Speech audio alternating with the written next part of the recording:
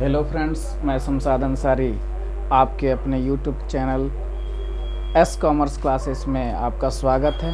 तो आज की इस क्लास में पढ़ाने जा रहा हूँ बीकॉम फर्स्ट ईयर, जिसमें सेमेस्टर 2 में जो हमको पढ़ाया जाएगा फाइनेंशियल अकाउंटिंग, वित्तीय लेखांकन, या गोरखपुर यूनिवर्सिटी DDU GKP का यह जो सेकंड सेमेस्टर का पाठ्यक्रम है, जिसमें हमको फाइनेंशियल अकाउंटिंग पढ़ने होंगे। इस फाइनेंशियल अकाउंटिंग के अंतर्गत हमको कौन कौन से चैप्टर पढ़ने हैं वह देखें।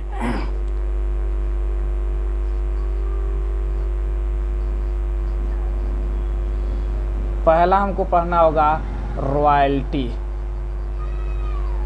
मतलब अधिकार शुल्क। दूसरा पढ़ना होगा हायर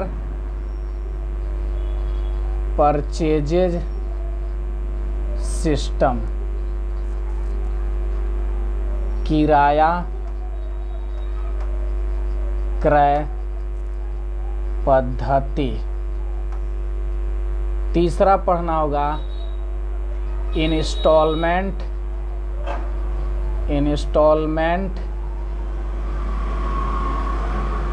पेमेंट सिस्टम,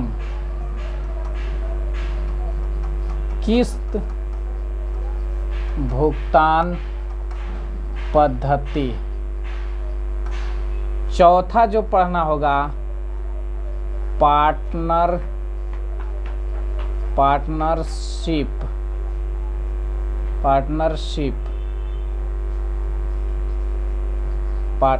इसके अंतर्गत हमको जो पढ़ना होगा वो पहला पढ़ना होगा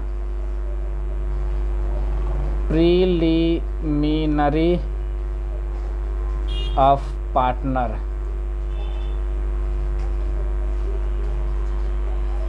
साझेदार के प्रारंभिक लेखे। दूसरा बी जो पढ़ना होगा वह हमारा एडमिशन ऑफ न्यू पार्टनर, नए साझेदार का प्रवेश। जो सी पढ़ना होगा वह है हमारा रिटायरमेंट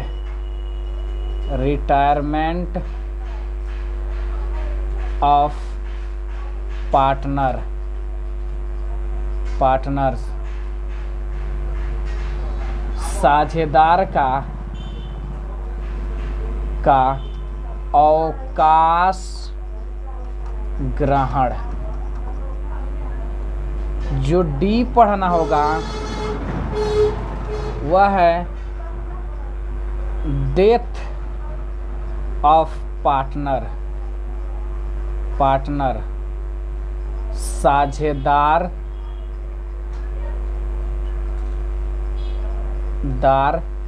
की मृत्यु। ई जो पढ़ना होगा डिसोल्यूशन ऑफ पार्टनरशिप, साझेदारी का विघटन। और जो एफ हमको पढ़ने होंगे, इसी में इसका फर्स्ट पार्ट्स और सेकंड पार्ट्स पढ़ने हैं। इसके अलावा जो हमको पांचवा है वह है हमारा इंश्योरेंस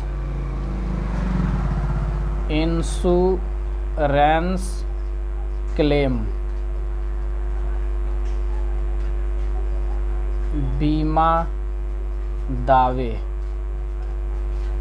और जो छठवां पढ़ना होगा वो हमको पढ़ना होगा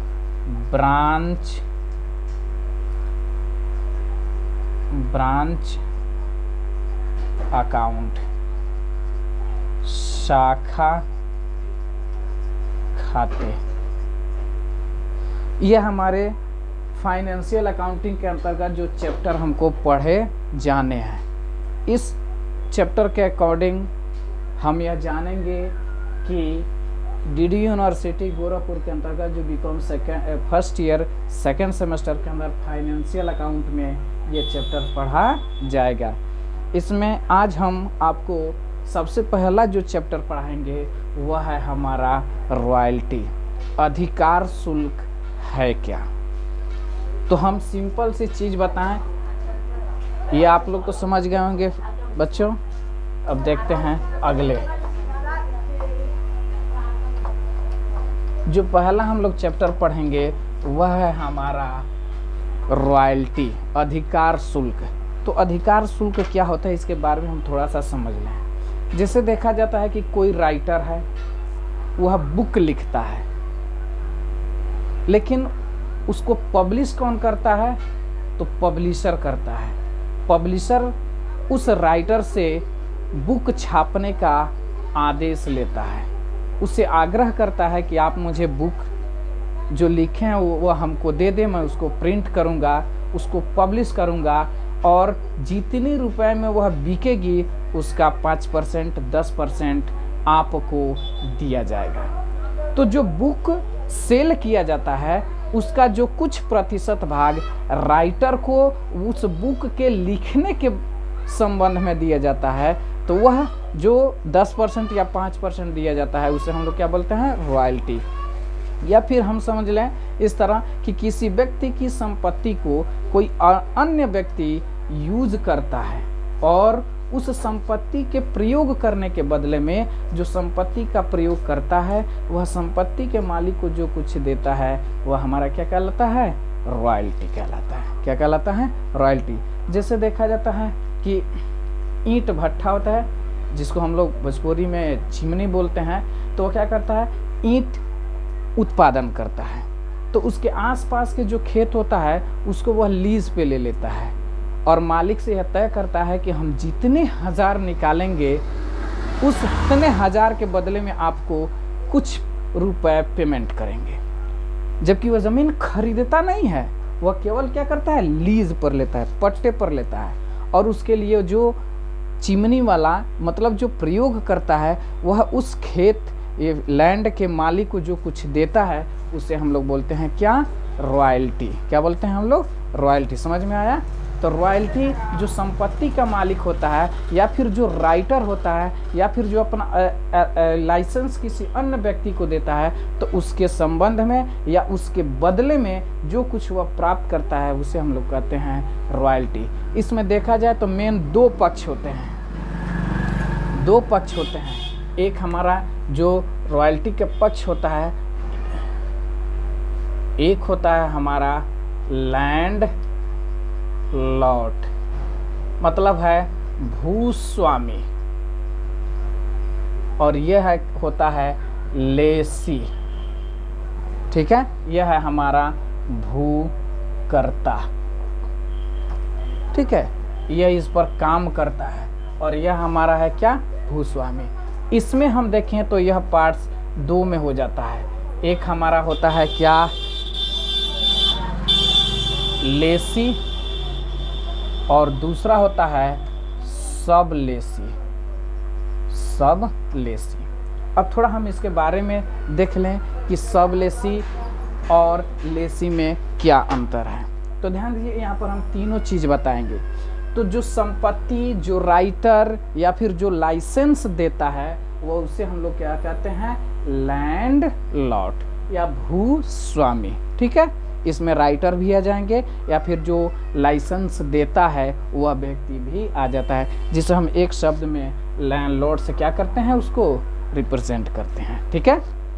दूसरा जो पक्ष होता है वह लेसी, भूकर्ता, मतलब जो काम करता है उस भूमि पर, वह हमारा क्या है? लेसी। मतलब जो पट्टा लेता है, जो खान लेता है काम करने के लिए, और यही भूकर्ता इसके जो संपत्ति यूज करता है इसके बदले में इनको क्या करता है?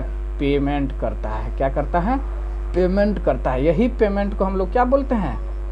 रॉयल्टी। क्या बोलते हैं? रॉयल्टी बोलते हैं। ठीक है, कहीं दिक्कत किसी प्रकार का? अब देखिए लेसी होता है, तो ये लेसी तो हम बता दिए, भूकर्ता हो गया। सब लेसी क्या कहलाता है? थोड़ा सब लेसी के बारे में आप लोग समझ लें। क्या होता है कि जब लैंडलॉर्ड लेसी को अपना संपत्ति देता है और लेसी द्वारा उस संपत्ति के कुछ भाग को किसी तीसरे पक्ष को दे देता है, तो वह जो तीसरा पक्ष होता है वह क्या कहलाता है? हमारा सब लेसी। जैसे यहाँ पर देखें 1 2, ठीक है। अब यह क्या करता है? यह हमारा लैंड लॉट होता है, लॉट होता है, यह अपनी संपत्ति इसको देता है, तो यह होता है हमारा लेसी। ठीक है, और यह क्या करता है? ये जो पूरा लिया है ना, इसमें आधवा पार्ट में खुद रहता है। अब इसको मान के चलिए कि अब इसको हम 2 भागों में बांट दें, तो ये जो हमारा पार्ट्स होता है, ये पार्ट वह लेसी यूज करता है, और यह जो पार्ट्स होता है वह क्या करता है? सब लेसी यूज करता है। सब लेसी क्या करता है? उसको यूज करता है। मतलब क्या है कि लेसी द्वारा लिया गया पार्ट्स का कुछ हिस्सा किसी तीसरे पक्ष को दे देता है, तो वह जो तीसरा पक्ष होता है वह क्या कहलाता है? लेसी के सब लेसी कहलाता है। जैसे मान के चलिए ये ए हो गया, यह बी को दे दिया, और बी उठा सी को दे दिया। ठीक है, तो सी क्या हो गया? सब लेसी कहला है। क्लियर? लेकिन लैंडलॉर्ड को इस सब लेसी से कोई मतलब नहीं है। वह जो भी हिसाब किताब लेगा, देगा, रखेगा, लैंडलॉर्ड किससे लेगा? लेसी से, यानी बी से लेगा। अब बी क्या हो जाएगा? सी से लेगा। अब देखो बी और सी के बीच क्या संबंध बनते हैं। अगर यहाँ पर बी अपना पार्ट्स कुछ भाग सी को दे देता है यूज करने के लिए, और सी द्वारा पेमेंट बी को किया जाता है, जबकि बी पूरे हिस्से पर पेमेंट ए को करता है, तो बी और सी के संबंध में देखें तो बी यहाँ पर लैंड लॉट हो जाता है, सी के लिए, और जो सी होता है लेसी होता है बी के लिए, जबकि यही सी ए के लिए क्या कहलाता है? सब लेसी कहलाता है। ए के लिए सी क्या कहलाता है? सब लेसी कहलाता है। ध्यान से सुनिए, ए बी का लैंडलॉर्ड है, बी अपना कुछ हिस्सा सी को दे देता है, तो सी हो जाता है हमारा बी के लिए लेसी, जबकि बी सी के लिए क्या हो जाता है? लैंडलॉर्ड हो जाता है। यानी हम देखें तो यहाँ पर एक बी एक बार ए के लिए लेसी बनता है, तो अपने कुछ हिस्सा देने की वजह से सी के लिए वो क्या हो जाता है? लैंडलॉर्ड होता है। और जो सी होता है वह हमारा कहलाता है सब लेसी। क्लियर? कहीं दिक्कत? तो यह हमारा रॉयल्टी हुआ। तो रॉयल्टी में हम जान गए रॉयल्टी किसे कहते हैं। तक जब कोई लेखक अपने बुक प्रिंट करने के लिए किसी पब्लिशर को देता है और पब्लिशर उस बुक को छाप कर बेचता है, तो उस विक्रय का कुछ प्रतिशत क्या करता है? पब्लिशर द्वारा राइटर को दिया जाता है, तो वह राइटर द्वारा प्राप्त किया गया राशि क्या कहलाता है? रॉयल्टी कहलाता है। या सिंपल भाषा में देखें तो किसी व्यक्ति की संपत्ति को कोई दूसरा व्यक्ति क्या करता है? यूज करता है, तो उस प्रयोगकर्ता द्वारा संपत्ति के मालिक को जो कुछ दिया जाता है वह कहलाता है हमारा क्या? रॉयल्टी। तो आज हम लोग पढ़ें रॉयल्टी क्या होता है।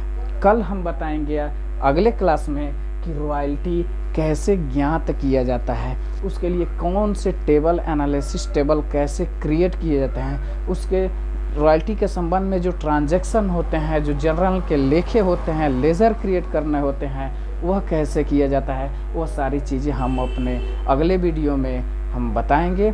इसलिए मैं आप लोगों से यह रिक्वेस्ट करता हूं कि अगर मेरी वीडियो आपको अच्छी लगती है तो प्लीज़ इस चैनल को सब्सक्राइब करें, लाइक करें और कमेंट्स बॉक्स में अपना कमेंट्स दें, और मेरे इस वीडियो को देखने के बाद से शेयर ज़रूर करेंगे। धन्यवाद।